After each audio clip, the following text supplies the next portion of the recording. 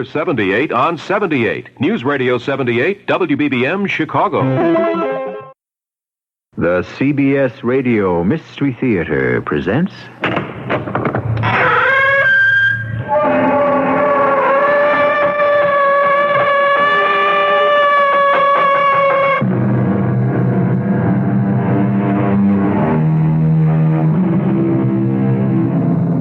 Come in. Welcome. I'm E.G. Marshall. There's an old Scottish song that goes...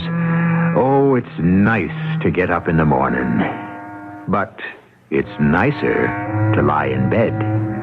Of course, when you get up in the morning depends very much on what you have to do during the day ahead.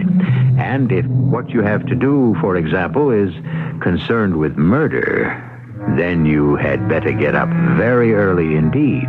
Or perhaps you'd better not go to bed at all. Liz, It can't be. I'd like to know why not. Because you're dead. All right. What do you mean, all right? All right. I'm dead. If you're dead, how can I be talking to you, see you? Just because I'm dead, it doesn't have to be the end of everything. Why, we're going to have some great times together. Wait and see.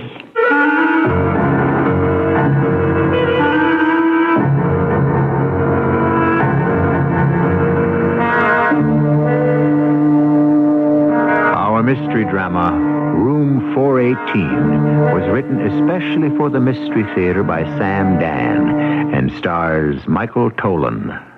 It is sponsored in part by Buick Motor Division and ARM, Allergy Relief Medicine.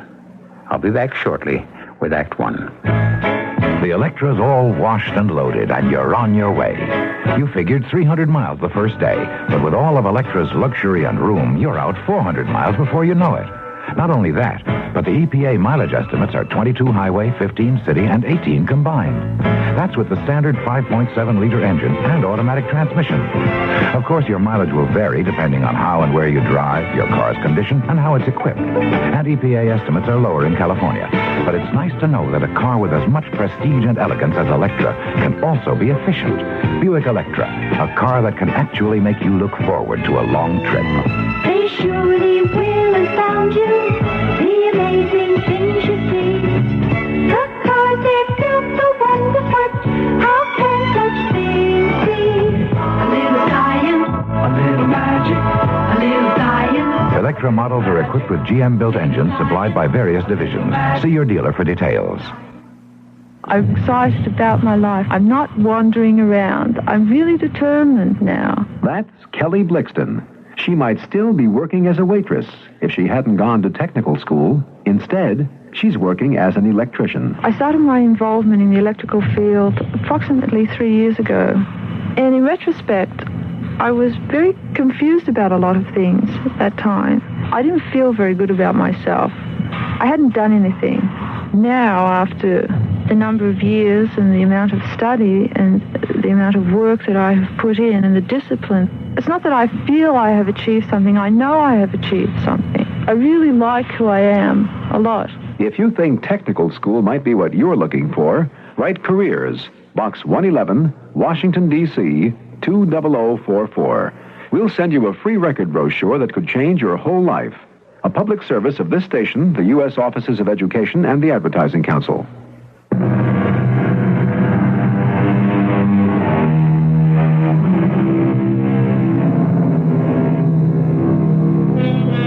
And the best and the worst of this is that neither of us is to blame.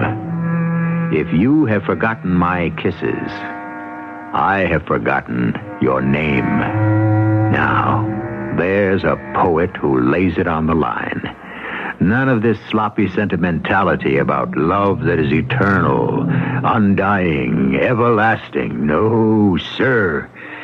Like everything else, love comes, love goes. It has its day or its night, and then, well, forever was yesterday. Of course, there are those people who have better memories than others. They have problems. Where to, pal?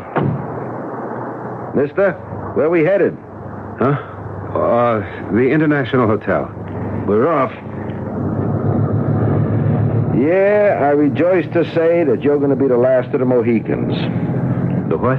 It's a figure of speech. That was the last plane into the airport. This is going to be my last trip. You're going to be my last fare. I want to tell you it's been a day. You don't know what's been going on here all week with this kind of snow and the airport's really jumping. How are things back in the big city? I beg your pardon? Nothing. Just making talk. You don't feel like gabbing? That's okay. Thank you. Hey, didn't you ride with me before?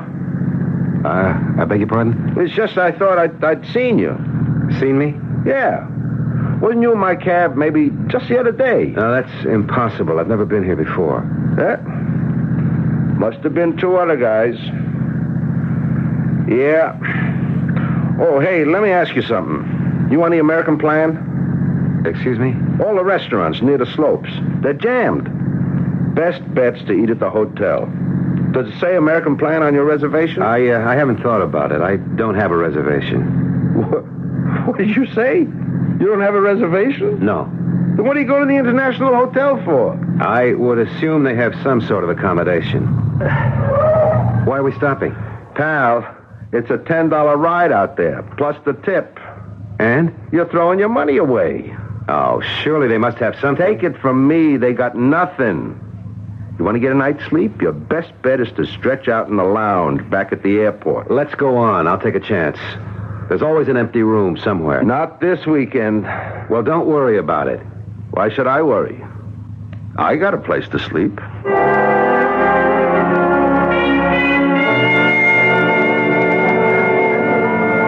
Sorry. Are you sure? Positive. Why don't you look again? It doesn't matter how many times I look. Oh, surely you must have some kind of room. Don't have a thing in the house. Gloria Svetic? That's what it says on your name tag? Well, at least you can read. We don't have any rooms. Let me see. Your eyes are blue, but I think they turn green when you're telling a lie. Now, isn't it a fact that hotels always hold a certain percentage of rooms in reserve? It sure is, and we already rented ours. Gloria, I hate to say this. Then don't. But I don't believe you. Have it your way. Oh, I'm sorry. I shouldn't have said that. You're right. You shouldn't have. It was such a long trip, and now I don't know what to do. Well, between you and me, what you should have done was made a reservation before you came up to the most crowded resort in the state at the height of now, the season. teacher, don't wrap my knuckles. The problem is, what do I do now? I don't know. There's not another plane out of here till 8 o'clock in the morning. Oh, well, what do the Eskimos do? Oh, I understand they build a little shelter out of snow. It's supposed to be quite warm. Well, you could do that. Or you might try that red couch in the lobby. It isn't too bad.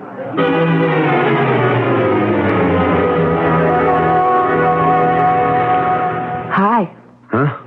Oh, it's you. Were you asleep? Well, not exactly. You want a cup of coffee?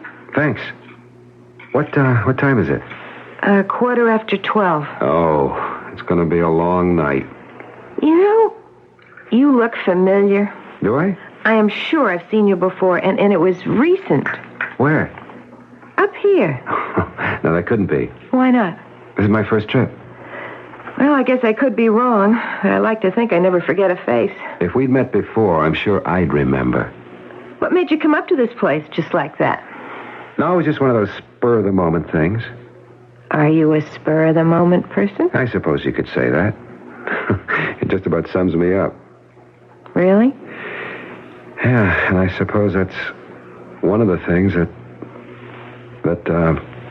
That what? that she found so. That you didn't like? Yeah. But that's something I really shouldn't talk about. Oh, sure. But between you and me, if you was to walk in here with her, I'm assuming you're referring to your wife or your girlfriend, I would know it. You'd know what? I would know there's something about you that she didn't like. How would you know? Hotel people know. You can tell a lot about a person just by the way they walk across the lobby. tone of their voice when they ask for the key. A million things. You'd be surprised how people give themselves away. Really? Have I given myself away? Yeah. You gave away certain things. Did I? Definitely. To begin with, you're spoiled. Oh, am I? You're spoiled by a lot of women. What makes you say that? Because you're so handsome. You think I'm handsome? Sure. Listen, you're the kind of fellow who relies on his good looks to get him through. All your life, people have kind of petted you and coddled you and made things easy. I had no idea what I was getting into. Listen, we live in a world where good-looking people are always being catered to, so after a while, a fellow like you, he begins to believe maybe he's leading a charmed life. Yeah, maybe. After a while. You begin to believe nothing really bad could ever happen. Everything will turn out okay in the end. Somebody's going to come along and you can sweep them off their feet. Hey, now you may be pushing it just a little bit. Am I? Isn't that why you came barging in here without a reservation? Didn't you think that would turn out okay in the end also? Well, I must admit you got me pegged. I thought I could sweet-talk my way into a room, especially if there was a girl behind the desk. But it seems I didn't score. Maybe you did score, just a little. Not the bullseye, but somewhere on the target. Really? There might be a room, an empty room. You mean it just opened up? No, it's been empty a while. Gloria, do you mean that all this time you've been telling me you have no space, you actually did have a vacant room? I didn't say the room was vacant. I said it was empty. Oh, there's a difference? Well, sure. When you got a vacant room, it means it hasn't been rented out to anybody. When you got an empty room, it means there's nobody in it. I still don't see the difference. Look, last night, this woman, she checked in, and, well, nobody's seen her since. What do you mean? Nobody's seen her. She hasn't been around here all day. Where could she have gone? Well, nowhere except the slope, and she'd have to show her hotel pass to get on the lift. Well, maybe nobody remembers seeing her. No, she never went there. She never picked up her pass. It's still at the desk. And she never checked in with the dining room head waiter to get assigned to a table either. And into the bargain, the maid says the bed hasn't been slept in. Well, what could have happened? Well, I think she skipped. Why? I think she was scared. How do you know? Well, to start, she gave a phony name when she registered. How could you tell? Experience. You know, by the way they pronounce it, by the way they hesitate while they write it. What name did she give you? Elizabeth Faraday. Elizabeth Faraday. Well, you know her? No? She's one scared cookie, this Elizabeth Faraday, or whatever her name was. Anyway, here's what I'm getting at. She didn't use the room last night, and she hasn't been seen around all day.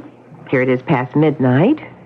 So, do you want to rent me the room? Oh, can't do it. It's legally hers. She paid for it. What I mean is, the room's going to waste, and you need a place to sleep. I understand. But if she comes back, which I don't think she ever will, but if she does, you got to get out of there. I know. So what do you got to lose?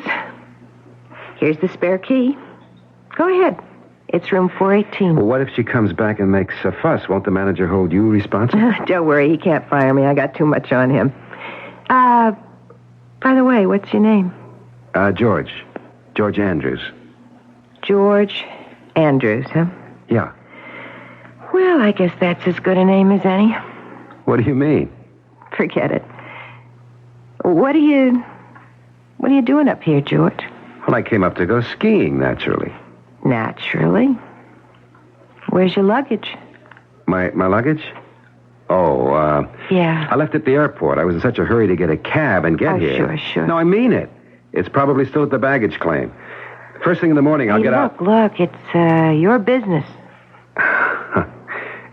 I admit, I didn't come up here to ski. You did? No, I came here because I'm looking for someone, and, well, she... Oh, say no more. You figure you'll run into her in a place like this, huh? Yeah, that's it. I'm hoping to. Well, good luck. Thanks. And have a good night's sleep. I really appreciate this. Thank you again. Oh, don't thank me. Thank those big blue eyes.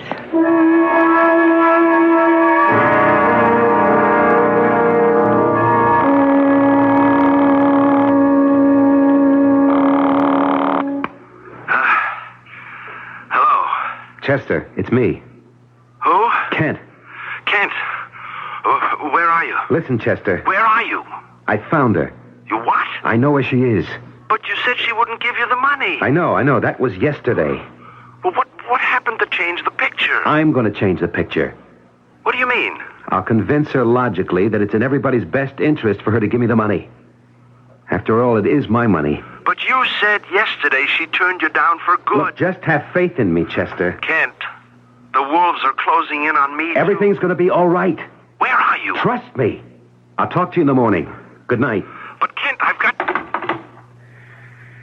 Yeah, in the morning. If it ever comes.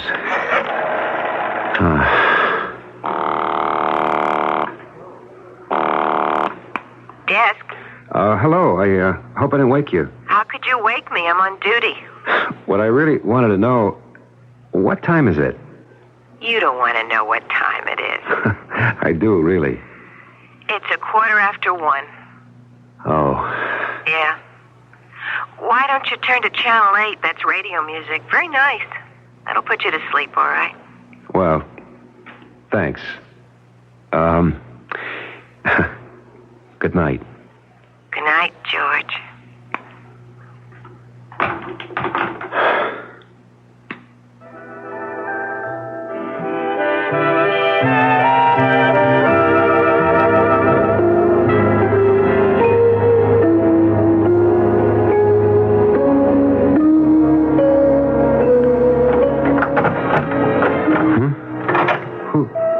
What's that? Who's there? Who's that?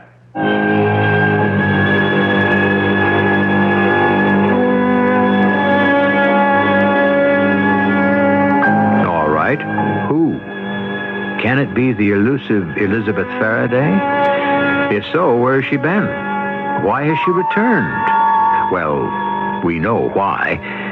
She still has possession of the room, but why now? And why so late?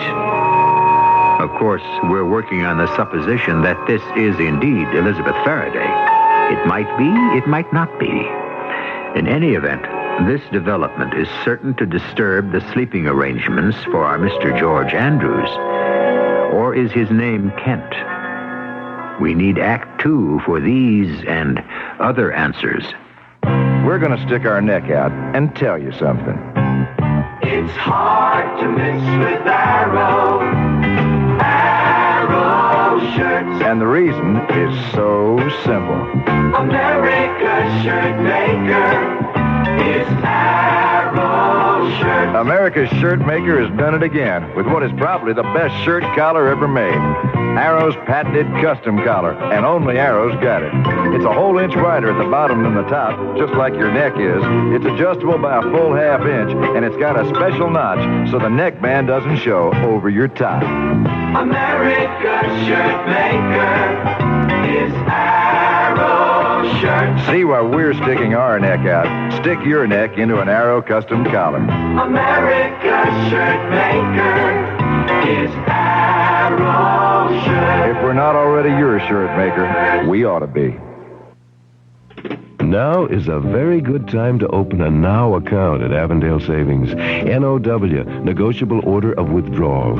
It's just like having a checking account, only now the drafts are free. Now until May 31st, Avondale will give you 200 name-imprinted Now drafts in your choice of traditional or contemporary design. You can use them to pay all your bills. There's no service charge at Avondale Savings. Just deposit and maintain a minimum of $500 in your Avondale Savings account and $25 in your Now account. Your savings account earns you 5.25% interest, and you can transfer funds with just a phone call. So stop in at any of our 3 Avondale Savings offices and get in on the most convenient way to save and spend, the Now account. But do it now, while we're giving you your drafts for free. We'll be with you tomorrow.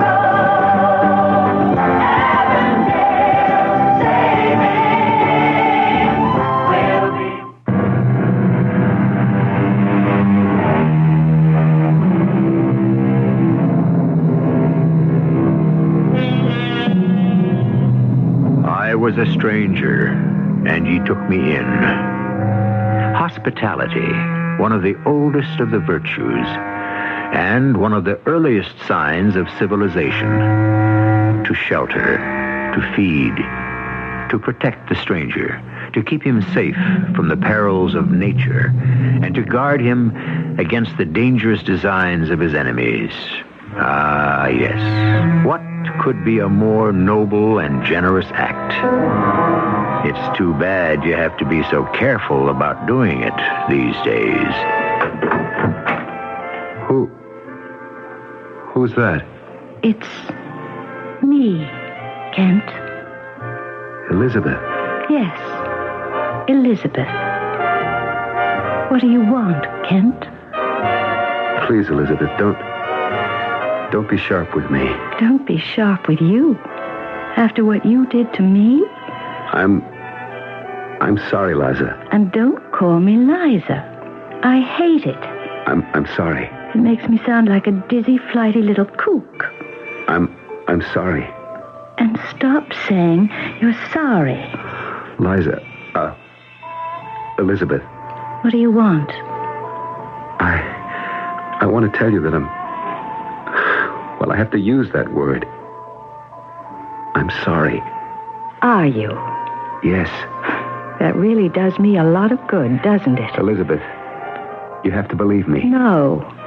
I'm in a position now where I don't have to do anything. Elizabeth. Why did you come back here? Why?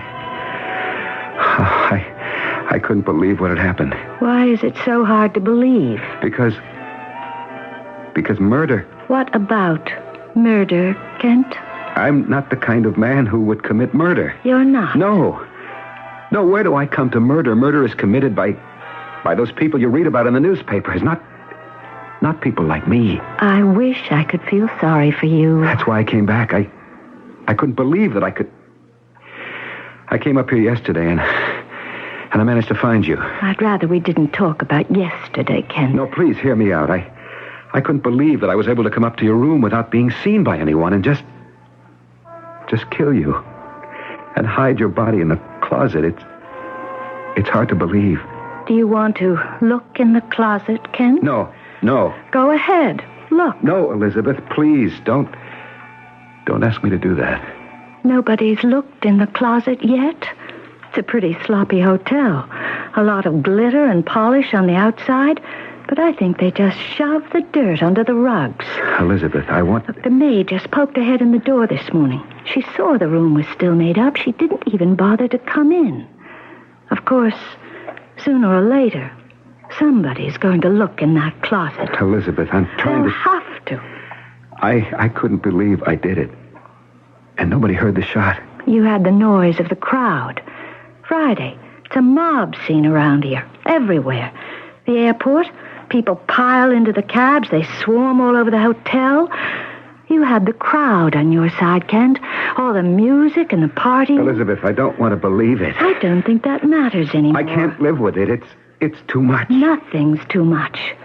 As long as you're alive, anything at all beats being dead. Elizabeth, I want to undo it. You can't undo murder. After I did it, I walked downstairs. I lost myself in the crowd in the lobby. There were busloads of people bound for the airport. I crowded in with them. I got there. I was going to take a plane back home, but I couldn't. Poor Kent. You should have gone back to the city. I'm telling you, I couldn't. You should have gotten rid of the gun. I know. You did get rid of it, didn't you?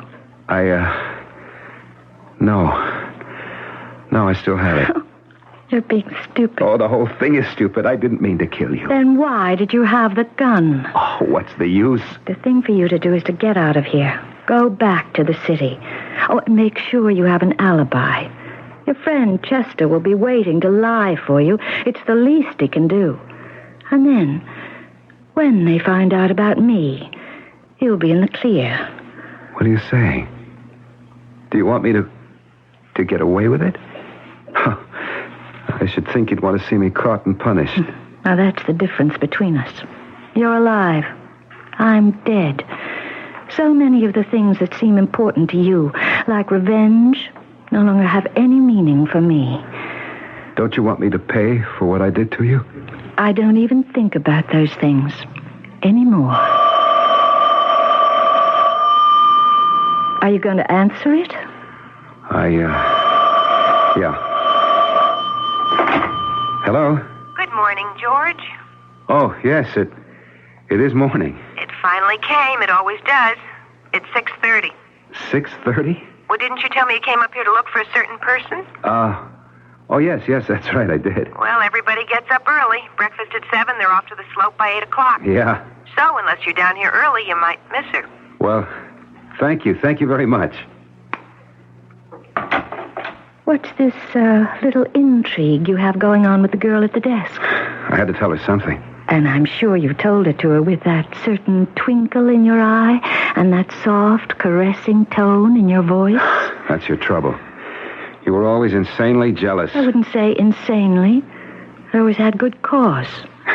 And you're still jealous. No, that's gone now, along with everything else. Elizabeth, listen to me. You better go downstairs. That girl at the desk is waiting I don't for care you. about that you girl. You better. She can hang you. She what? Kent. Oh, poor Kent. You don't realize it yet. When they find out I'm dead... Don't say that. Not just dead, but murdered, you're going to need an alibi. You'll have to prove you weren't here. But once your picture gets into the paper... I don't care. You'd better. Or they may have to bring you up here to identify what used to be my body. Don't talk like that. If she wants to remember you were here all the time... Elizabeth, you're going to listen to what I have to say. Go down and have breakfast with her. I'm not hungry. You owe it to her, Kent. She's a smart girl. She knows there could never be anything serious. Not with someone like you. But you fascinate her. And she likes to toy with the idea. Elizabeth, I came here so that we could understand something. I understand everything. It's one of the few advantages of my present state. Go downstairs for breakfast. Suppose I do that and I come back and you'll be gone. I'll still be here. Unless someone looks in the closet. Don't say that. And there's no danger of anyone doing that. Till just about noontime. I told you, the service here leaves a lot to be desired. Elizabeth. Go downstairs, Kent, before she becomes curious and comes up here.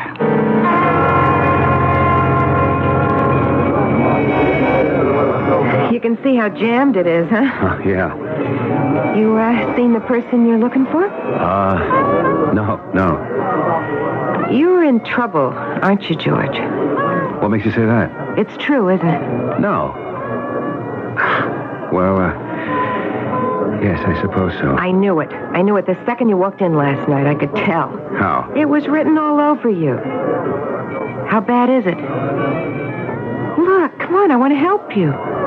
Do you? Really? Yes. Why? Why should you want to help me?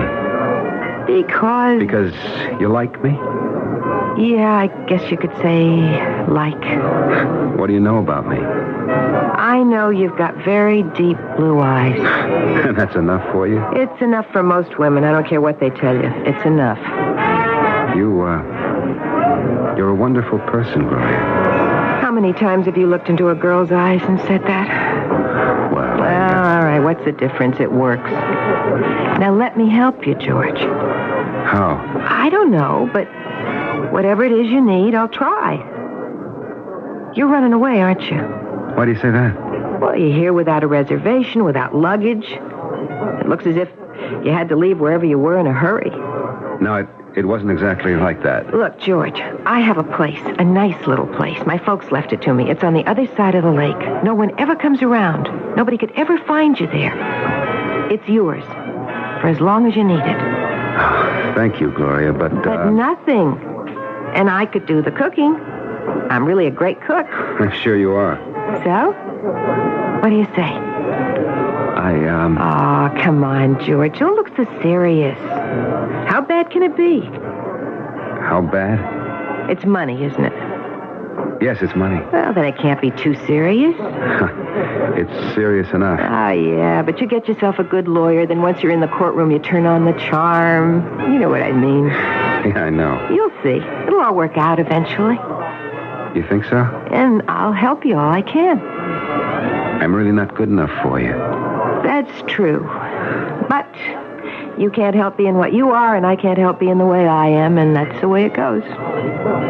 But you'll help me. Yeah. I'll help you.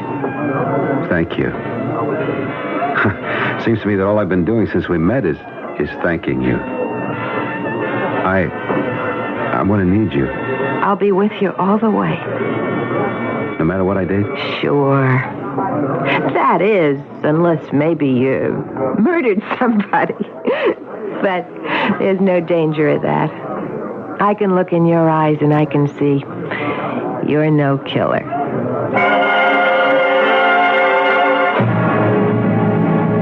So much for woman's intuition. What do you think of our hero, or more accurately, our central character now?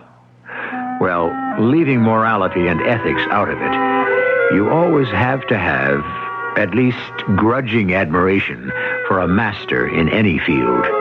Obviously, our boy has written the book on how to attract women. Yes, indeed.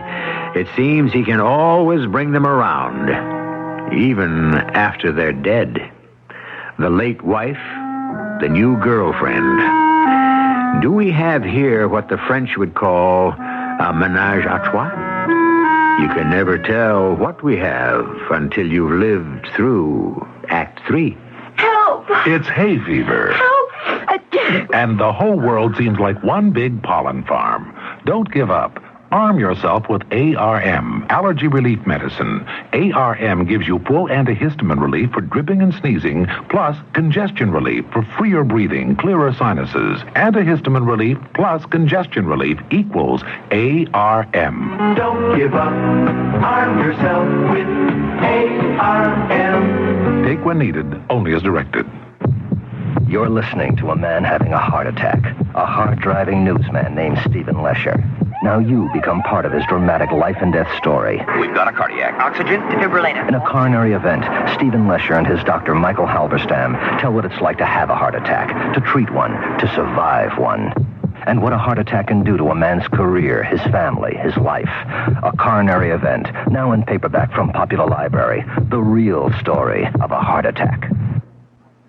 Sir, I don't understand why you're calling. I just wanted to thank you for your great little booklet, Climbing Your Family Tree. Oh, well, we're Told me glad that... exactly how to find out who I am and where I come from. Fine. Do you know who I am and where I come from? No, I don't. I discovered I'm descended from Snoqualavian royalty. Oh, really? Yeah, well, yes. My ancestors founded Snoqualavia's biggest industry. Which is? Carp.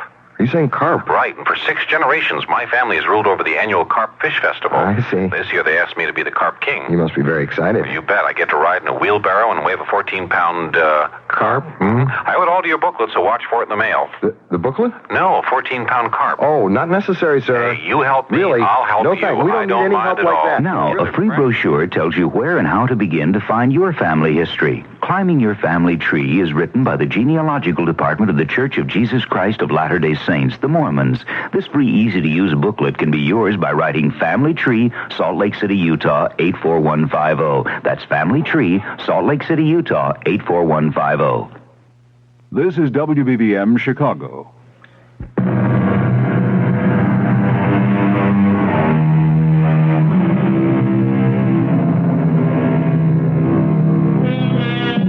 Two is company, they say, and 3 is a crowd.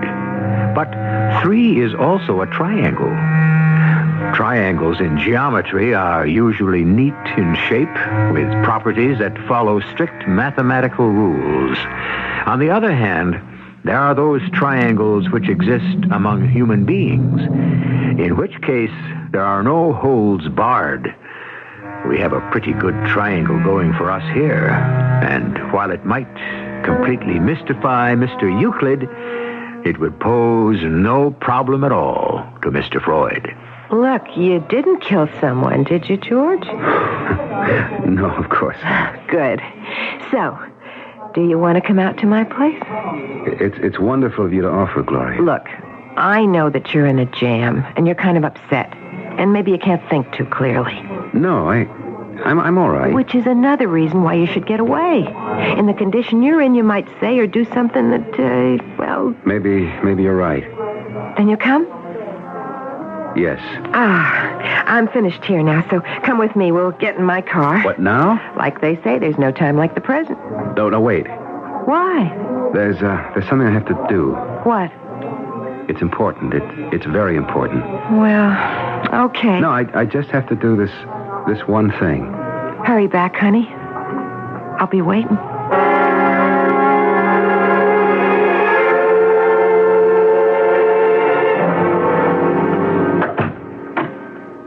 Elizabeth? Yes. Huh. There's something we have to straighten out. It's important. It must be. You're letting it delay your little romantic rendezvous. What rendezvous? A little cabin on the lake with Gloria. Oh, that. I didn't even know what I was saying. You know something? I think you're telling the truth. I've always told you the truth. No. This is just one of those rare occasions. You see a pretty girl, or even one who isn't so pretty, and you have to show off your technique. That isn't fair. But it's true. All those affairs of yours, Kent. I don't believe you really enjoyed them. They were just reflex actions. This girl, Gloria, you don't even like her. Elizabeth, I didn't come here to discuss... She doesn't have the kind of regular features you go for, the classical profile. She's not as beautiful as you are, Elizabeth. That we know. But as I say, you can't help yourself. Will you forget about that girl? Why not? I've forgotten about all the others.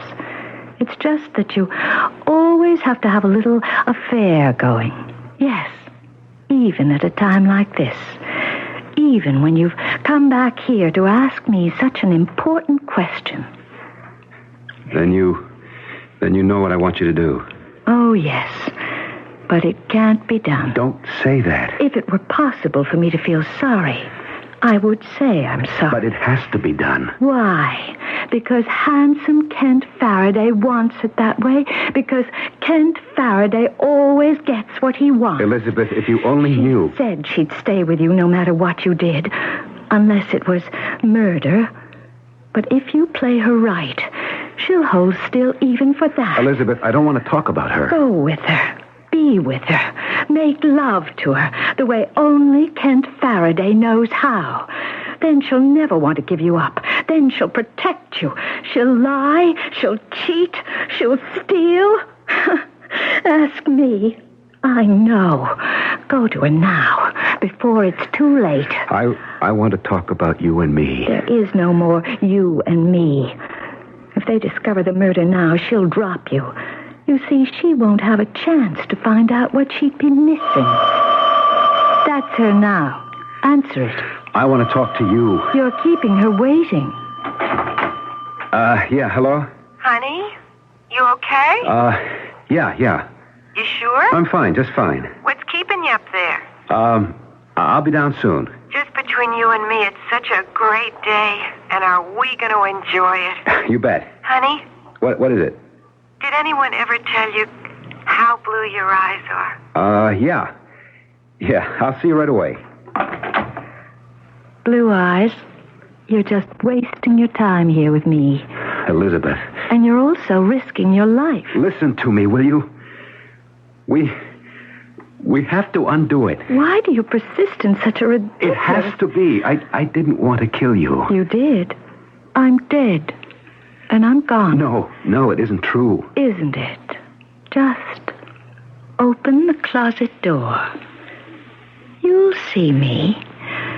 I'm still propped up against the wall, just as you left me. Elizabeth. I have 2 bullet holes in my breast. Please. Did you have to shoot me twice? I didn't know what I was doing. Yes, you did. But you don't believe I'm dead. If you're dead, how can I talk to you? How is it I can see you? My being dead doesn't mean you can no longer see me or that you can't talk to me. Not at all. Elizabeth, after I pulled the trigger, I prayed. No. After you pulled the trigger, you pulled it again.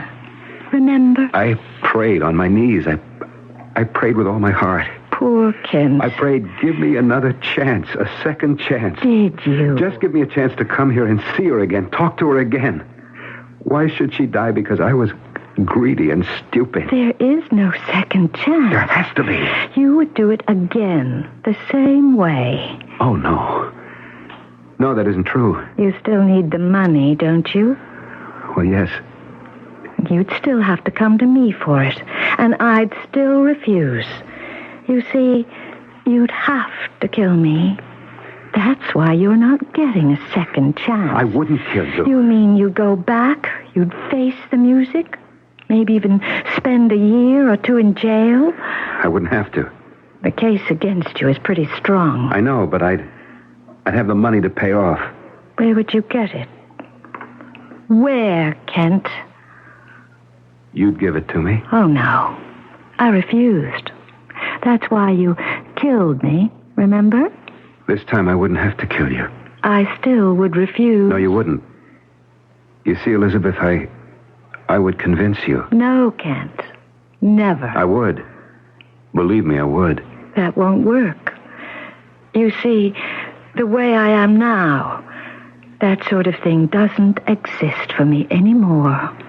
Elizabeth, you fell in love with me once. You can't deny it. No. Think back. Remember how it was the first few years? Just you and me. How much in love we were? We were, weren't we? Are you afraid to answer? No. No, I'm not afraid. Look in my eyes and tell me. Tell me we were in love. It's the truth, isn't it? Yes. Then say it.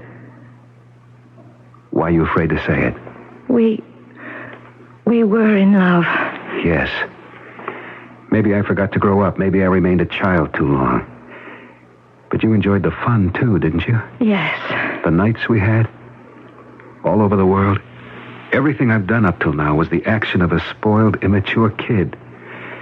But I've grown up suddenly. Have you? When I fired those 2 shots, it was as if something had exploded in my brain. There was a great flash, and I saw everything. Everything I've ever done wrong in my entire lifetime. It was a long list. I'm different now. I'm the man you always wanted me to be. Are you? Yes, darling. Yes. How do you account for Gloria downstairs? Oh, you said it yourself. It was a reflex action. She means absolutely nothing to me. None of them ever meant anything to me. You know that, darling. From now on, everything's going to be wonderful. Is it? I love you so much. And you love me. You do. Huh. You're angry. You have every right to be. I deserve every bit of that anger, but, dearest, that's in the past. It's gone. The bad things are gone. Are they, Kent? Really? Yes. And I'll tell you something. Our love will be better, greater, stronger, because it will have weathered this awful storm. And that's why I've come to ask you for money. Money? I've come to you for money before, Elizabeth. I've squandered your inheritance. And I know you're down to the last of it. I wouldn't ask if it were just another get-rich-quick scheme. No, it's different this time. Different? I want to wipe the slate clean. Start all over. I'll take a teaching job. Will you? Yes. It's really all I ever wanted to do. It was the happiest time of our life. Wasn't it? Yes, it was. Those days will come back again. We can bring them back. Can we, Kent? We'll not only bring them back, but we'll keep them for ourselves, always. Hello? Blue Eyes? Yeah. I'm waiting. You're going to be much longer? No. Well, hurry up. The day's getting away. Yeah, sure thing. Look, darling, if you write out a check, I can take it downstairs to the desk and have it go out in the morning mail. Kent? And that way Chester can pay everyone off. Kent, who was on the phone? That was the airport. The, airport? Yeah, they wanted to tell me they had space available for this afternoon if I needed it. Look, I send Chester the check, special delivery, and he... Oh, does Gloria work at the airport now? What? Oh, Kent, For a moment, just for a split second, I believed you. Elizabeth. I'm dead. I should know better. You're not dead. You're standing here. You're talking to me. Despite it all, I believed you. It's a line I heard before, yet I believed you. Look, don't you understand? If I don't get that money, I'll go to jail. I understand. I understood it the first time, when you shot me. I have to have the money. Even if I wanted to give it to you, I couldn't. I don't have any more. What? You said it yourself. You said you squandered my inheritance. Something has to be left. Nothing. I won't go to jail. I would die there. I'm sorry. Wait. The insurance. You're insured. Kent. Who would know I did it? When they find your body, I'll be gone. Kent, you asked for a second chance. Don't you see what you're doing? You've got the insurance, and it's on your life. And I'm the beneficiary. Don't do that, Kent. I have to do it. Don't you understand? Don't shoot. You can't kill me again. I don't have any choice. No. I've got to get out of here. Those were shots! Somebody fired a gun. Hey, open up in there. Somebody call the cops. What happened in here? George, what happened? Go ahead, Kent. Tell her what happened. What are you doing with that gun? Why don't you tell her? Look in the closet. Oh, you murderer! Murderer! Gloria. Oh, yes. Gloria. Let's see you talk your way out of this one. Blue Eyes.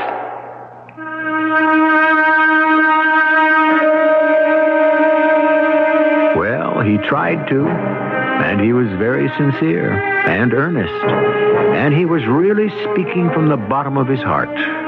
But I don't think the jury was really listening. I suppose it all goes back to that old saying, while there's life, there's hope. Which, in this case, would mean that while a woman's alive, you always have a chance to fool her. But once she's dead, well, she's just too smart for you. I'll be back shortly. I'm Betsy Palmer speaking for CHEER, C-H-E-A-R, Children's Hearing, Education, and Research. Loss of hearing affects everyone differently. Often the loss is not discovered at birth, and this lessens the chance for early detection. CHEER can help such parents get good advice about what to do because many CHEER members have gone through the experience themselves. CHEER, founded in 1969, wants everyone to know that deafness is simply another serious medical problem, one that needs to be openly discussed and studied and learned about and overcome. You can help CHEER win the fight against hearing impairment and deafness by giving your support. Can you hear me now? Many people can't. Today, now, support CHEER, C-H-E-A-R, a voice for the hearing impaired. Contact P.O. Box 362, Yonkers, New York, 10704. That's CHEER, Box 362, Yonkers, New York, 10704.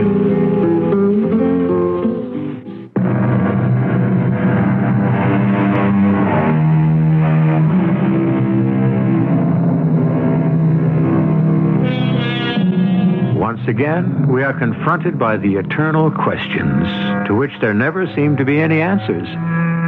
Where do we come from? Where do we go? Well, it's been said by some that the journey is planned, the course has been charted, and the path has been marked. And there cannot even be the slightest deviation in our fate. Of course, there are also those who insist that there is no plan, no chart. Indeed, there isn't even any fate. Who to believe? Well, we make out a pretty good case for both sides each time we meet. Our cast included Michael Tolan, Terry Keane, Carol Teitel, and Nat Polan. The entire production was under the direction of Hyman Brown. And now, a preview of our next tale. I'm going to the Arctic for a reason. Well, may I ask the reason, Mr. Trelawney? To get rich. But I understood you were rich now. This is nothing. I'm going up there to stake out a claim. What sort of claim? What sort of claim? Don't you know? That's where all the oil is. All the gold, silver, the platinum. That's true. Theoretically. No. It's true. Practically. I'll need 2 good men. I've already got one, William Stillwell.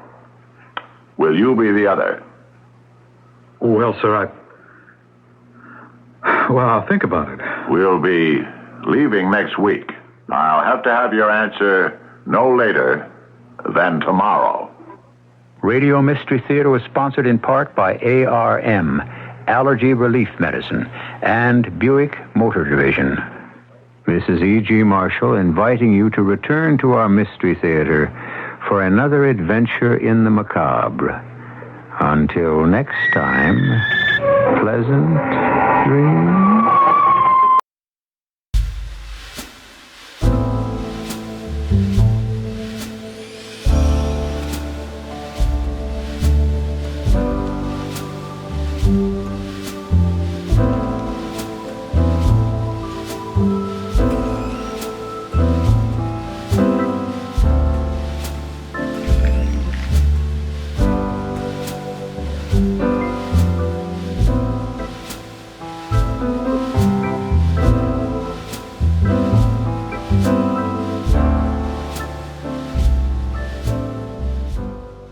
The CBS Radio Mystery Theater presents...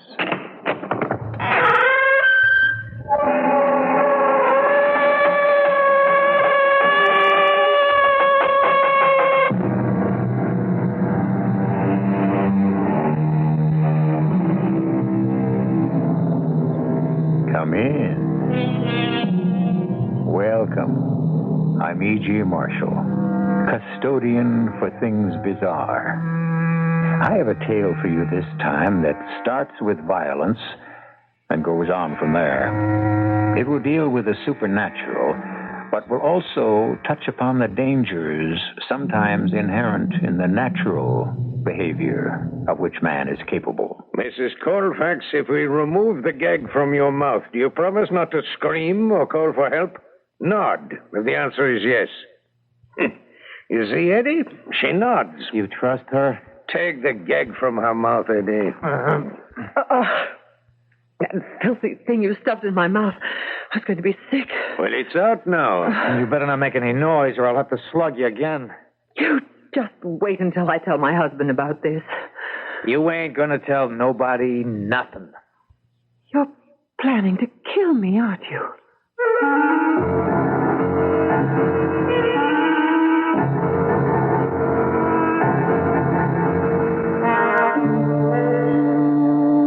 Our mystery drama, Not for Sale, was written especially for the Mystery Theater by Field and Farrington and stars Rosemary Murphy and Gordon Gould. It is sponsored in part by Buick Motor Division and Anheuser-Busch Incorporated, brewers of Budweiser. I'll be back shortly with Act One. It only takes one glassful to know this beer. Budweiser is the king of beers. The crisp aroma of the choicest hops. And that famous snappy Budweiser taste that only the most careful brewing process and exclusive Beechwood aging can deliver. And deliver it does. A smoothness, a drinkability, and cold golden enjoyment you'll find in no other beer at any price. Anheuser-Busch headquarters, St. Louis, Missouri.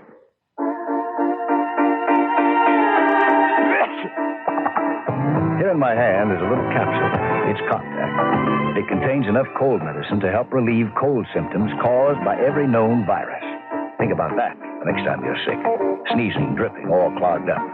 Then let us help you with real medicine, like Contact. We're #1 in the whole world.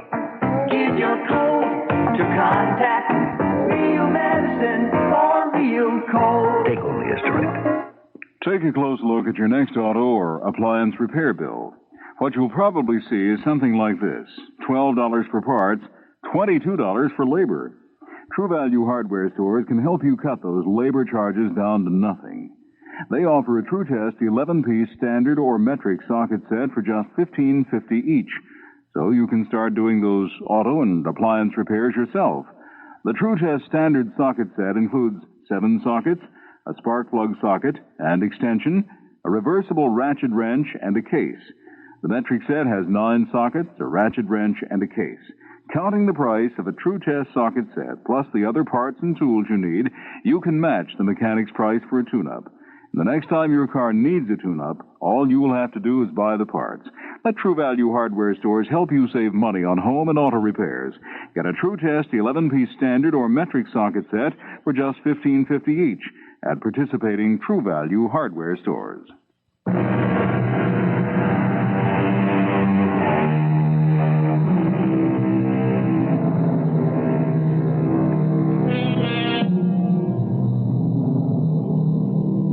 I've often thought that one of the loneliest jobs on earth must be running a one-man antique shop. The kind of little squalid shop where you never see a shopper entering or a purchaser leaving, but only the proprietor pecking about among his wares like a pigeon among stale breadcrumbs. I wonder how such a proprietor feels when a potential customer does enter his shop. Is he eager to make a sale? Does he resent the interruption of his pecking? Or is he perhaps just a little frightened? Yes, sir. What can I do for you? I just thought I'd take a look around. Okay with you, Pops? Oh, yes, certainly. Feel perfectly free to browse. I'll just go on doing what I was doing. Refinishing this old dry sink here. Little sanding, touch of glue, she'll be as good as new. Beautiful old piece. Yeah, well, I was thinking more about a vase, you know. Oh, there's a nice one in the window. Did you notice it as you came in? You run this place all by yourself, do you? I don't get enough business to keep one man occupied. What would I do with help? You all by yourself right now? Except for you, yes. Well, I'll tell you what, Pops. I changed my mind about the vase. I'll take the money instead. Are you holding me up? Now, what do you think? This gun ain't no antique. Well, there isn't much in the cash drawer, I'm afraid. Well, let's look and see, okay? Not more than a few dollars. That all? Well, as I told you, I don't do much business here. $7.39. You mean this is it? I'm afraid so, yes. Oh, you should have kept more in the cash register because it makes me mad. And you know what I think I'm going to do? I think I'm going to use this gun here. Surely that won't help. It won't get you any more money, and they'll be looking for you for murder. Don't worry about me. I can take care of myself. Oh, what good will that do? Go ahead. Beg me a little. I like to hear people beg. No, I don't think I care to. Well, then. Sorry, Pops.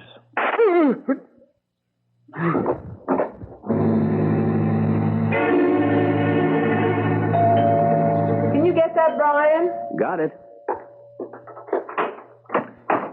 How do you do? This is the Colfax residence? That's right. I am Carl Miller, a friend of Mrs. Colfax's uncle, Milo Phillips. I wonder if I might speak for a moment with Mrs. Colfax. Something about her uncle? Well, it's not good news, I'm afraid. Oh. Well, Faye, it's somebody to see you. Okay. Come in, Mr. Miller, is it? Yes, Carl Miller. Well, come on in. Thank you. Somebody to see me, you say? Faye, this is Mr. Miller, a friend of your Uncle Milo's. How do you do? How do you do? I am afraid I've some unpleasant news. something happened to Uncle Milo? I'm afraid so, yes. I came myself because I believed it could not be so painful to hear from one of his friends as from a total stranger. He's not dead, is he? I'm afraid that he is. Oh, no. Oh, Brian. Easy, Fay. I'm sorry to bring such news. Someone, the police say, was robbing the store and shot Milo. I was the one who found him lying there. I live in the apartment over the store, and I heard the shot. Oh, poor Uncle Milo. Who'd ever want to kill him? Such a sweet old man. Yes, we were good friends, Milo and I. I live in the second-floor apartment. He had the rooms upstairs on the third floor. We were good friends. Someone was robbing the shop, you say? So the police believe. Well, they couldn't have expected to get much. And perhaps were angered that it was not enough. That is happening sometimes these days. Do the police have any suspects? Not that they've told me. Mrs. Colfax, I am in possession of Milo's will. He's left all that he had to you. The shop? And all the merchandise. Also, he owned the building the shop is in. Well, it's a small building and not new, but I believe there's no mortgage. You are now my landlady. I just can't believe any of it. Thank you for coming yourself to tell us, Mr. Miller. It was very thoughtful of you. I'm sorry to be the bearer of bad news. We shall meet, I should think, in a few days. Yes, and thank you, Mr. Miller. You're welcome. You have my sincere sympathy. Sorry about Uncle Milo, Fay. Just can't imagine anybody killing him. Uncle Milo. There was never a more peaceable man, and what am I going to do with an antique shop, Brian? Sell it, I imagine. All I can remember of it is the smell of dust. The real estate ought to be worth something. Not the best neighborhood. Poor Uncle Milo. Well, I've always wondered why I didn't marry an heiress. It turns out I did.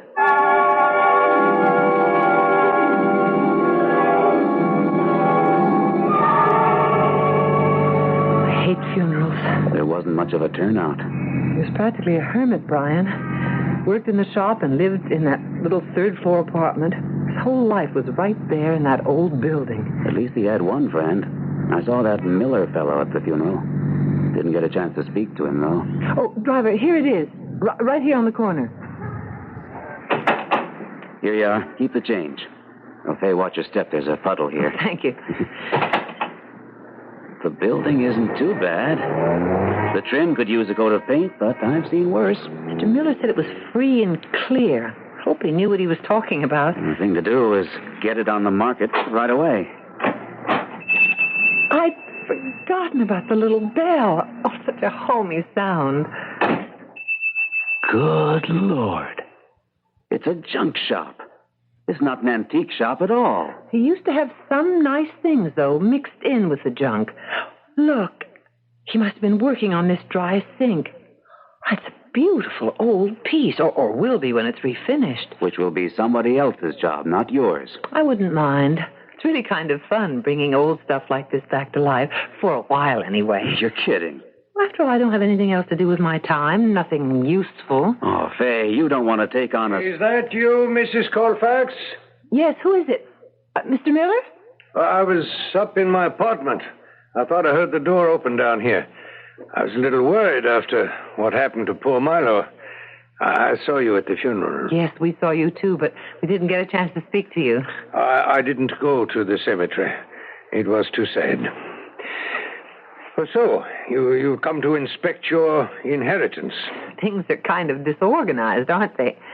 Milo used to claim that he could, without hesitation, put his hands upon anything he wished, from a screwdriver to a couch that needed a reupholstering. Well, it's the next owner's problem, straightening out the mess. Are you intending to sell them? It's one of the things we're thinking about. We may or may not sell. I should like the privilege of making you the first offer. You'd be interested in buying? The shop, the building, the whole thing? Well, I've lived in the second-floor apartment for some time now, and I should not like to move away. Also, I don't like change. What would you do with the shop? Well, I believe I would leave it much as it is. As I said, I don't like change. I myself am not an antique dealer, but it must be possible to find someone who would manage such a shop as an employee.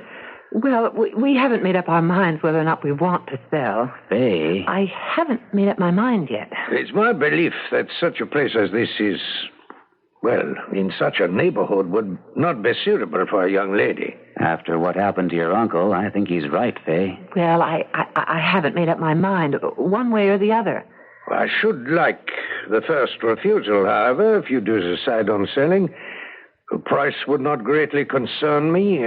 I mean to say, I would be able to meet any other offer you might entertain. I think we can promise you first refusal. If we decide to sell. Well, I will leave you then to complete your inspection.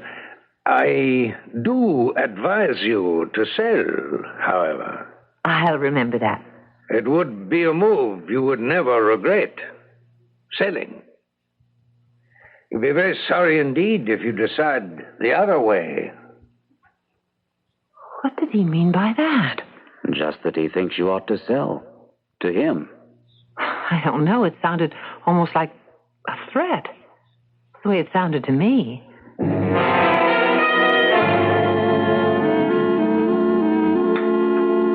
Delicious. I don't know how you'd be at running a second-hand store, but you make a fine dinner. It's not a second-hand store. It's an antique shop. At least it will be if I take it over. You make it sound as if you actually mean to go into the junk business. I haven't decided yet. And it won't be the junk business, not if I go into it. Well, I'd better be on my way. Do you really have to go out tonight, Brian? This man I'm seeing is considering taking out a group policy for over 1,000 employees. If he wants to talk that kind of insurance to me, I'm his man. 8 o'clock at night or 4 in the morning. I guess the commission on a deal like that would be pretty big, wouldn't it? Like new living room furniture? You know something? I'll bet we could refurnish our living room right out of Uncle Milo's shop. Little refinishing here and there, some reupholstering. Oh, I bet we could. I'm getting out of here right now before you have a chance to say another word. Okay, bye. Don't be too late. I'll wait up. Shouldn't take that long. Bye. Faye. Is that you, Brian? No, it isn't, Brian. Then who? Where are you? I can't see you. I know. It's your Uncle Milo, Faye. Uncle Milo's dead. We buried him this afternoon. Yes. All the same, I'm your Uncle Milo. A ghost? I guess you'd have to call me a ghost, yes. You're not frightened, are you? I am a little bit. Don't be. I won't harm you. What do you want? Why have you come back? I want you to sell the shop and the building, but do not sell to Carl Miller. I should think you'd want me to keep the shop. No, it's safer to sell. Everybody keeps talking about my safety. And if I do decide to sell, why not to Carl Miller? It's for your own safety. You mean because of what happened to you? Because of the holdup? It was not a holdup what happened to me, Faye. Not a legitimate holdup. That young man was sent to my shop not to steal, but to kill me.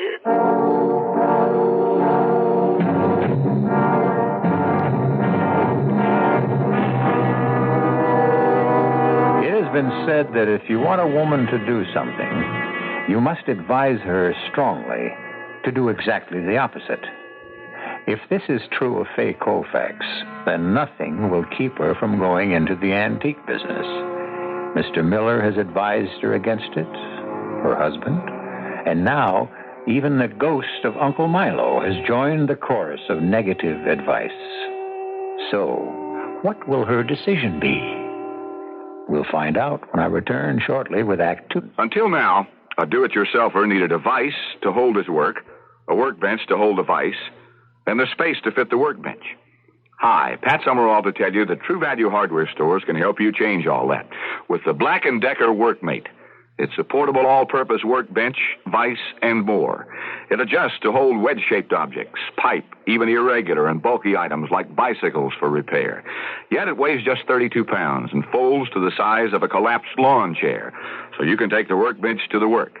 See the Workmate portable all-purpose workbench at True Value Hardware stores. And while you're there, check out their selection of Black & Decker power tools, like the 3/8-inch power drill. It drills through 3/8-inch steel or 3/4-inch hardwood. It's double insulated for electrical safety, and it's just $9.88.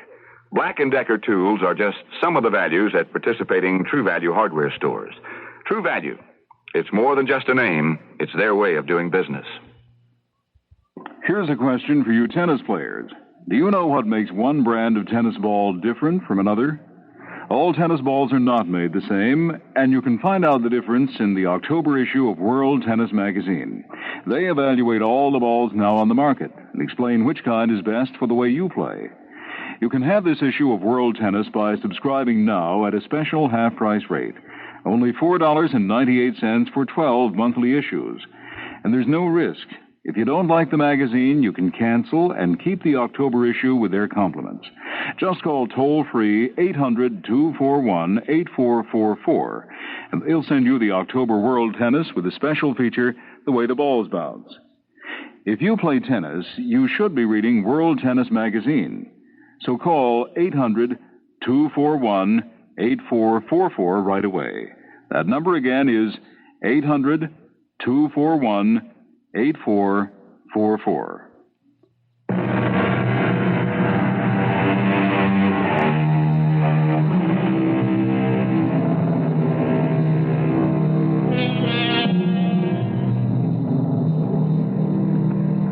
It seems to Fay Colfax that she heard the voice of her Uncle Milo, which is impossible, of course, because Uncle Milo died 3 days ago. He was buried only this afternoon. However, as Fay knows, the human mind can do strange things, especially when under stress. Did it happen, or did she dream it? Neither explanation is really acceptable. Is that you, Brian? Well, now, how many of your boyfriends have keys to... Hey, what's the matter? You look as if you've seen a ghost. Does hearing one count? What? I don't really know whether I did or not. I guess it must have been a dream. What happened, Fay? I was sure I heard Uncle Milo speaking to me. I think the whole thing has been too much for you. I'm hallucinating? Is that what you think? I didn't say that. I think you're all keyed up. Your uncle's death and the excitement of inheriting the store and the building and... Well, you just sort of imagined you heard Uncle Milo's voice. Imagined? What's that but hallucinating? Well, how did your meeting go, Brian? Very happily. You could end up wearing mink. Of course, once you've sold your building, I guess you can buy your own mink. I don't think I'm going to sell it. Is that what Uncle Milo seemed to be telling you? To keep the building and manage the shop yourself? No, he was saying that I ought to sell, but not to Mr. Miller. Not sell to Miller? Why? He never got around to explaining. For my safety, he kept saying. Anyway, I've just about decided to see how I could make out as an antique dealer. If you've decided, of course, that's that. I still think it's a mistake. I can always sell the building and get out of it. Uncle Milo got out. I wouldn't want to see you do it his way.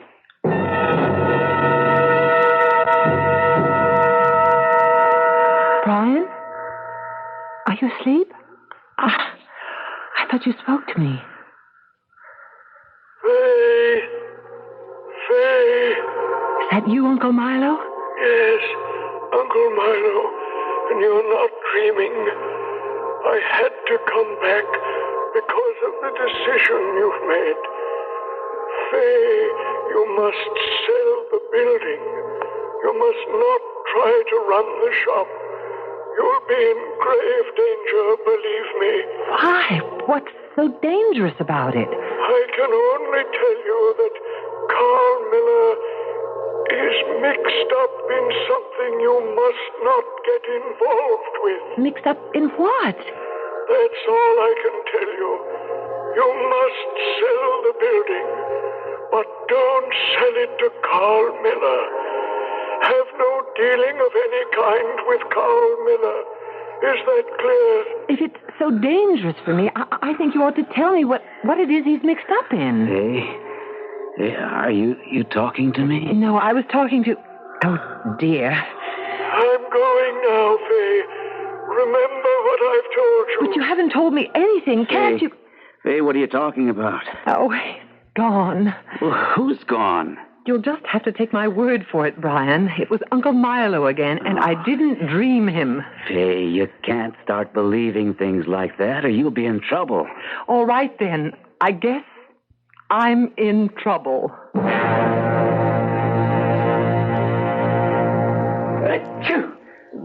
Bless you, Brian. Come here and look at the beautiful old roll-top desk I found. I don't know how you can tell a roll-top desk from a used car under all this dust. I heard you sneezing. I don't think this old desk was for sale. I think Uncle Milo must have been using it. There's some papers and things. Is that you, Mrs. Colfax? Here we go again. Yes, Mr. Miller, back here. I heard you again from up in my apartment. You're making an inventory? Nothing that formal. Just checking over what's fit to keep and what isn't. Does this mean that you have come to a decision? Yes. I'm not going to sell, Mr. Miller. This is a mistake, I assure you. You can keep on living here. Don't worry about that. Oh, it's not as simple as that, Mrs. Colfax. There are complications here which I do not believe you would understand. Try me, Mr. Miller. I'm a fairly intelligent woman. I advise you to sell to me, Mrs. Colfax. The price is no matter. I will pay you more than another would pay.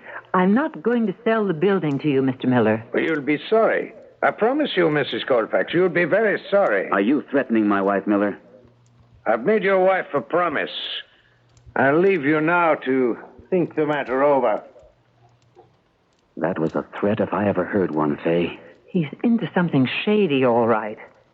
There is a kind of inventory here. I found it in the desk. Pretty well organized for Uncle Milo, too. A list of all this junk? Yes, under 3 headings. Saleable, needs mending, junk.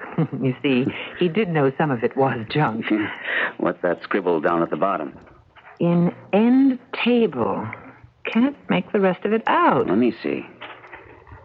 In end table, Miller apartment. In the end table, in Miller's apartment. It doesn't say what or which end table. I guess we'll just have to go through all the end tables up there. I mean, if you thought it was important enough to give it a separate listing, I guess it's important enough to look for. In Miller's apartment?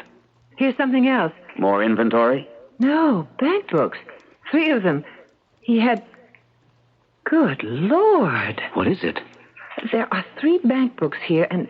Brian, 2 of them have a balance of $20,000, and the third, $12,500. $52,500. Where would he get hold of money like that? Must have been his life savings. Let me see those bank books. Here. Faye, all these deposits have been made in the last 5 years. Each deposit for $1,000, except one for $1,500. The last one. He must have been making a lot more out of the shop than we thought. No, he wasn't. I looked over the books he kept on the shop, and he was barely scratching out a living. Well, then, where did the $50,000 come from? There's only one logical answer, Faye. Whatever it is that Miller is involved in, Uncle Milo was in it, too.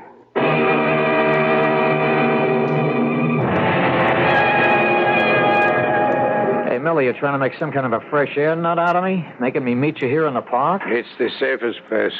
I don't wish the Colfaxes to see you coming into my apartment. Let me worry about these things, Eddie. They're not your duty. Okay. Hey, how about my bread? Bread? Oh, money. In this envelope. $2,500. Okay. The second half of your payment for the Milo Phillips affair. I did a clean job, didn't I? The cops, I read in the paper, they're still saying it was nothing but a stick-up. Yes. I've sent a commendation about you to our superiors. Hey, you weren't kidding. You really did? I went so far as to recommend that you be sent to our special training school in South America. You didn't know we have such a school there, did you? The only thing is, though, I don't want to go back to school. You cannot go on to better things without training, Eddie. Espionage is like war. It is war. The soldiers must be trained. It sounds like getting drafted or something. Okay, when do I start? Not quite so fast as that. You must prove yourself and earn the right. Well, I just did this good, clean job for you. What more do you want? Perhaps another good, clean job? Oh, yeah? Same thing? Essentially the same, but more complicated. There is a person who is refusing to do business with me and I think must be eliminated. I wish to buy a property from her, and she will not sell. She? Would that make a difference to you? That this time it's a woman? Oh, why should it? So a woman. Who cares?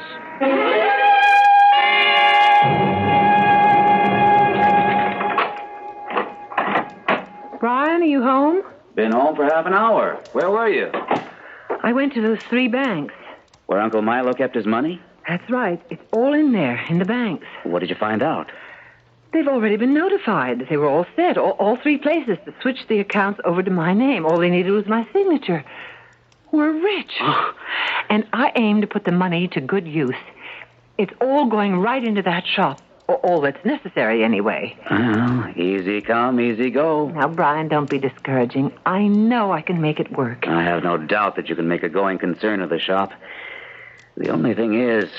The only thing is what? There's still Mr. Miller upstairs. We don't know yet what kind of shady thing Miller is into. And we're not sure, of course, that Uncle Milo was in it with him. But what if he was? What if we find out that money was illegally come by? Isn't there a chance you'll have to give it back? I hadn't thought of that. I think you ought to consider it before you start actually spending the money. Hey, Miller. I wish you'd come away from that window, Eddie. Well, don't you want to know what I just seen out there? All right. What was it? She just parked her car across the street. The Colfax name. She's crossing the street. She must be on her way to the store downstairs. You will now have to stay here until she leaves. Please come away from that window. Okay. Hey, what's the matter with right now, Miller? You mean to do what is necessary with Mrs. Colfax? Sure. She's alone for once without her husband tagging along. I just as soon get it over with. There's no point in waiting. But in broad daylight? I don't want her left in the shop. That would be too much like the other time with Mother Phillips. Well, I don't see anything wrong with leaving it there in the shop. I do, Eddie. And I'm still the one who decides such things. Hey, wait a minute, I got it. I go down there right now and I bring her up here. We keep her up here, dead or alive, I don't care which, until it's good and dark outside and things have quieted down some. Then I take the body out and dispose of it. I know where to get rid of it. You don't have to worry about that. I don't wish a killing performed in my apartment. Okay, so we keep her up here alive. I take care of her later, after we leave here. The thing is, we got her in a spot right now where we can get her without her husband getting in our way. What if he comes to meet her at the shop and finds she's not there? So he goes away. With her automobile parked just across the street for all to see. I bet there's 1 million cars just like theirs in this town. I bet there's maybe 3 or 4 in this block right now. What's going to make him think it's his car? In these matters, Eddie, it is not advisable for the upstart to take over from the professional. Who's taking over? All I'm saying is we got a good chance right now, and we don't know when we'll get another one like it. The longer she's walking around able to make trouble, the more trouble she's apt to make. I shall think it over.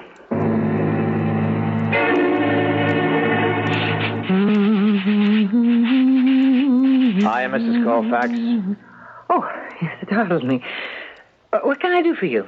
What you can do for me, Mrs. Colfax, is come along with me and not make any trouble. What are you talking about? Just come along with me nice and quiet. That's all you have to know. I will not go with you. Not even if I point a gun at you, Mrs. Colfax? Like this?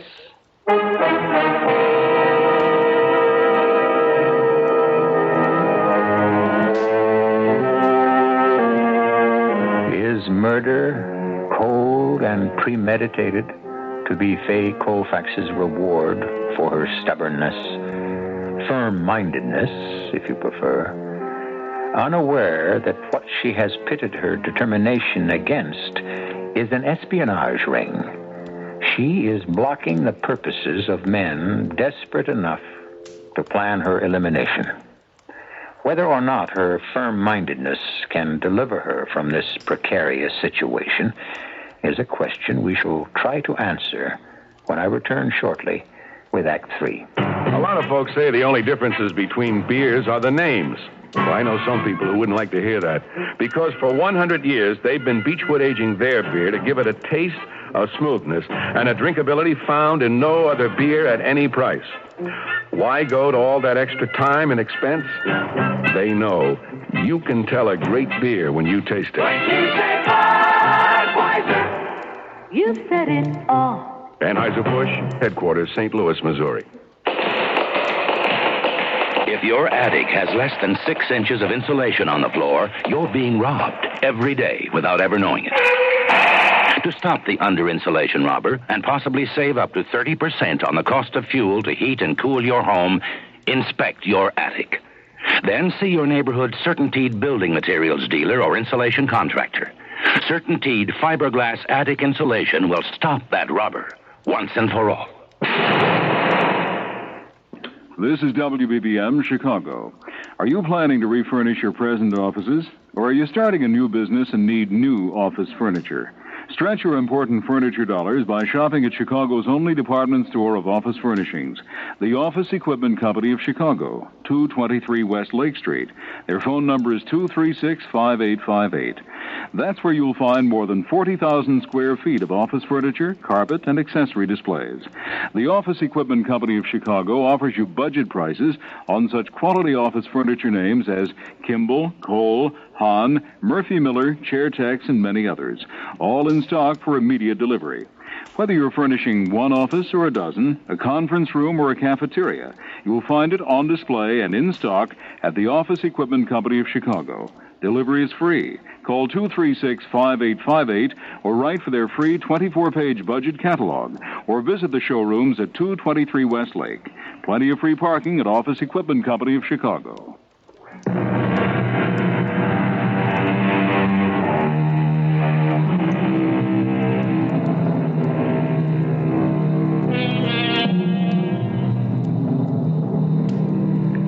To most of us, espionage is a thing of two aspects, and the aspects are poles apart.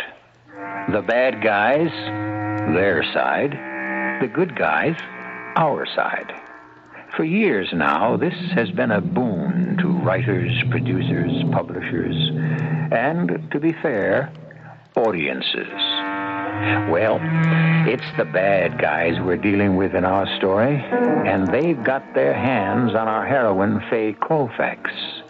Her husband is as yet unaware of her situation.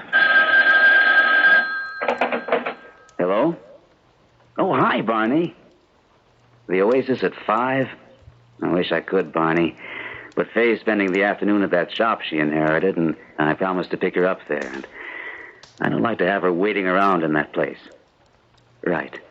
Maybe tomorrow. Okay. Thanks for calling, Barney.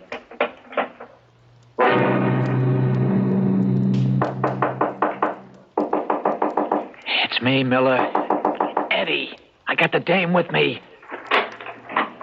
Be quiet. How can we be sure no one is listening? There ain't nobody here but just you and me and her. Go on inside, Mrs. Colfax. Just keep your hands off me. What are you going to do with me? Well, should I tell her, Miller, or you want to let her guess? I told you, Mrs. Colfax, that you were making a mistake in not selling this building to me. Well, we must all pay for our mistakes. Isn't that true? And you two are going to have plenty to pay for. You've kidnapped me. That's what you've done. My dear Mrs. Colfax, we've only invited you up to my apartment, which you own, for a cup of tea. Would you like a cup of tea? You've brought me here against my will, and that's kidnapping. The question is academic. If it makes you feel better to consider yourself a kidnapped victim, then by all means do so. And what are we going to do with her, Miller? It won't be dark for a couple of 3 hours yet. It was your idea to bring her up here to my apartment against my better judgment. That's for you to keep her out of trouble until the proper time. Proper time for what?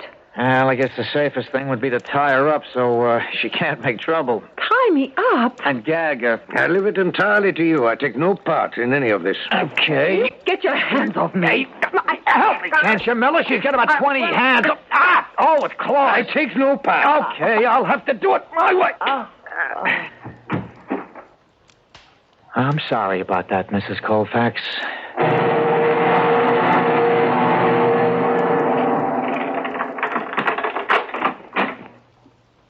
Faye?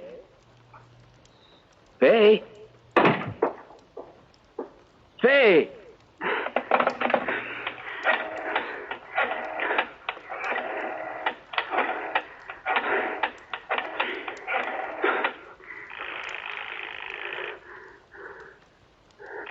Now, will answer, will you? Answer! She's not at home. She's not here. So, where would she be?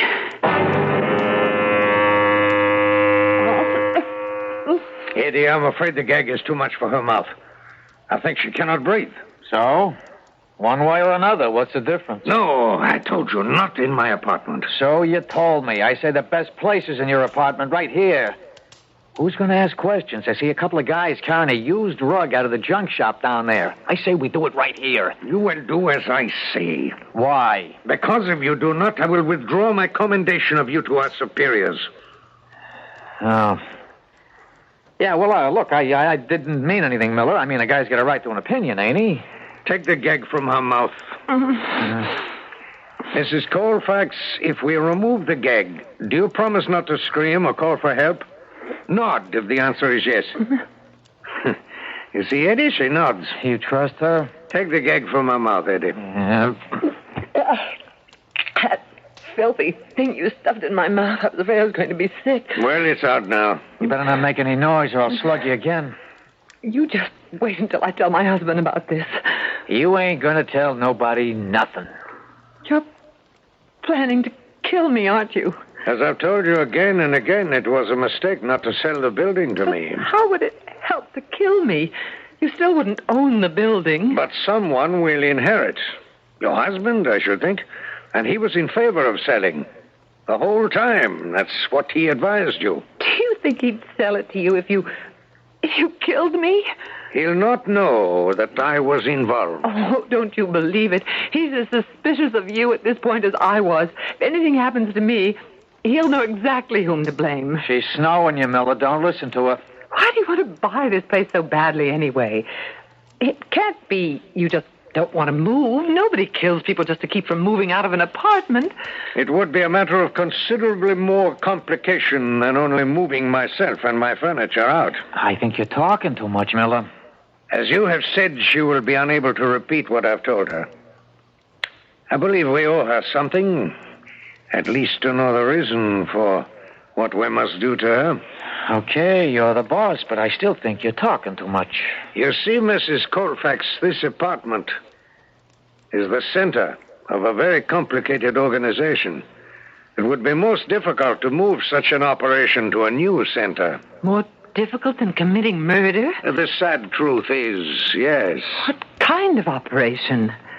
Well, I am what is known as the control. Miller, are you crazy? She'll have to go.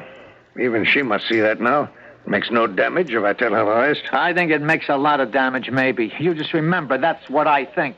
I am the control for a very large network of, what do you call us, secret agents working for my homeland. And against mine. This must be the way of it. To be in favor of one thing in action must be against another. That is, unfortunately, a fundamental truth. You won't get away with it. My husband... No one to speak. I know you're in there. I heard you talking. Better, I suppose, to answer the door. You have your pistol, Eddie. You better believe it. Very well. Yes? Oh, it's Mr. Colfax. Have you got my wife in there? My dear Mr. Colfax, why would I have your wife with me? Why is another question. I asked if she's in there. Of course she's not. I am, Brian. They've got me tied up. What? You needn't have pushed me. I wouldn't have kept you out. Hey, what are they? Make them untie me, Brian. You heard her. Untie her. Fat chance. I think perhaps it would be better. We might talk in a more civilized way. What's the point, anyway, Miller? Because I say so. You have your gun in any case to assure no trouble. I think better to release her and watch closely. You do it. I'll hold the gun. As you say. Are you all right, Fay? My hands are a little numb. How do you explain this, Miller? Well, very simple. They're spies, Brian. What? Both of them. They've admitted it. I'm sure they're responsible for Uncle Milo's murder, and they plan to kill me. What's the matter? Now they'll think they have to kill you, too. You shouldn't have come here, Brian. Do you plan to kill us, Miller? I suppose it will be necessary. Why, you... Watch it, Buster. I'd just as soon use this gun now as later. What are we going to do? They can't get away with this. Faye! Faye! Is that you, Uncle Milo? What? What is this? Do we have a visitor, Fay? Yes. Don't make riddles. Is this a code? You spoke of Milo. Did I? Well, he's been on my mind a lot lately. It's only natural. Don't answer me when I speak to you, Faye. Just pay attention. I'm not sure whether I can make a physical interference or not. Hey, why is she looking like that? Like listening? If a poltergeist can do it, I think I ought to be able to. Wouldn't you think? What's in the end table, Uncle Milo? What? I was just admiring your end table over there by the couch. No, not the one by the couch, Faye. By the ugly brown chair there in the corner. It's a list of names. Names of the agents he controls. She keeps looking that way, listening. It's none of your business how she looks. I will try to bump the arm that holds the gun. The young one. Eddie, is it? I'll try to bump his arm, and you'll have to tell Brian to jump him when the gun wobbles off to one side. No, not now. I'll tell you when. There is something strange here, the way Mrs. Colfax looks. I believe, Eddie, we must do it now, and here, both of them. No, Faye, no! Jump in, Brian. Now, the one with the gun. Hey, what the devil? What's you... No! You're beautiful, Brian. Get the gun. I don't know how long the kid will stay out. Get the gun. I've got it. Here, Brian. I don't think I could do much with it. What's the matter with you, Miller? I'm shot. I'm wounded. Eddie shot me. Are you all right, Brian? Sure. You never laid a glove on me. How about you? I'm fine. You were wonderful, Brian. You hit him so hard. I was angry. I think he's coming round. Listen, you two. I've got the gun now, and I'm willing to use it if you make it necessary. I'm wounded. I must be helped. You're shot in the arm. You live. Eddie, you shot me. Why did you shoot me? Somebody pushed me. I don't know. Somebody pushed me. They call the FBI, I guess, if they're spies. Don't move, Eddie. Get on the phone, Faye. Don't forget the end table. That list of names in there could break up the whole spy ring. Can I talk to you now? Well, of course you can talk to me. Oh, you mean Uncle Milo? Yes. No reason why not now. You're better than a poltergeist, aren't you? Well, as good, anyway.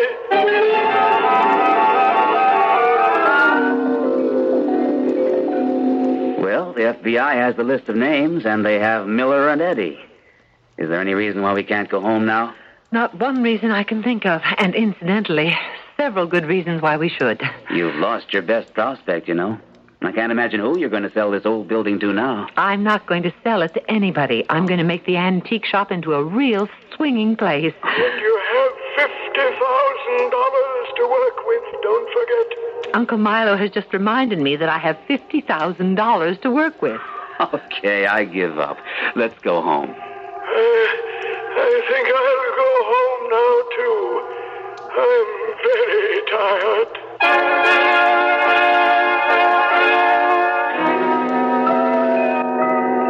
An altruistic ghost. A ghost that comes back to set things straight. Not for himself, but for those it has left behind. Well, it's about time we had such a ghost story. Ghosts have been much maligned. They always seem to be chain rattlers and complainers, bent upon revenge. I think it's refreshing to hear about one who was on the side of the good guys. I'll be back in a few minutes. You know, some cars that are economical aren't terribly exciting. This certainly isn't terribly exciting. Well, you can't have everything. And some cars that are fun aren't very economical. This certainly isn't very economical. Well, you can't have everything. But the Opel Isuzu is different. It has things like a hefty overhead cam engine, rack and pinion steering, reclining bucket seats, and a short-throw 4-speed transmission. Gee, a short throw sounds like fun. Certainly does. Want to try it? Certainly do. Good one. Now I'll throw you. And besides all that fun, the Opel Isuzu also gives you mileage you wouldn't believe. According to the EPA, with standard 4-cylinder engine and 4-speed transmission, the Opel Isuzu gets an estimated 23 miles per gallon in the city and a big fat 36 on the highway, bearing in mind, of course, the fact that your mileage may vary. Bob, we just passed another gas station. Yeah, and wasn't it fun? The exciting, economical Opel Isuzu at your Buick Opel dealers. What can cause hemorrhoids? Strenuous activity, pregnancy, constipation, change in diet. Oh, well, are pain and itching symptoms? Sometimes. If you suffer occasional pain and itching of hemorrhoidal tissues, use Preparation H to relieve discomfort for hours in many cases. And Preparation H actually helps shrink swelling of hemorrhoidal tissues caused by inflammation. You know, I'll try it. Use only as directed. Preparation H comes in ointment or suppositories. Relieves pain and itch. Helps shrink swelling of hemorrhoidal tissues. I'm Billie Jean King. I want to talk about the United Nations Children's Fund. UNICEF's vital task is to prepare millions of today's children to become useful, productive adults in tomorrow's world. If the coming generations can be liberated from the poverty, disease, and ignorance that bind them, the world will be a better place. To help support UNICEF in its enormous job of protecting and training today's children for the challenges of the years to come. Write UNICEF, United Nations, New York 10017 for information.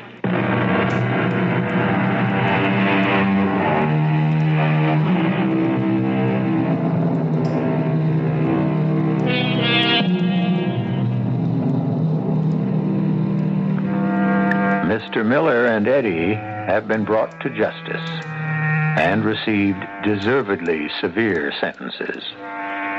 Fay Colfax is the proprietor of a very successful antique shop, and she and Brian are in the process of living happily ever after. The apartment directly over the shop is rented at the present time to a nice young couple, but the small third-floor apartment is kept vacant in case Uncle Milo decides to pay another visit. Up to now, he has not done so, as far as anyone knows. Our cast included Rosemary Murphy, Gordon Gould, Court Benson, and Jack Grimes. The entire production was under the direction of Hyman Brown. Radio Mystery Theater was sponsored in part by True Value Hardware Stores, Contact, the 12-hour cold capsule, and Certainteed fiberglass attic insulation. This is E.G. Marshall inviting you to return to our Mystery Theater for another adventure in the macabre. Until next time, pleasant dreams.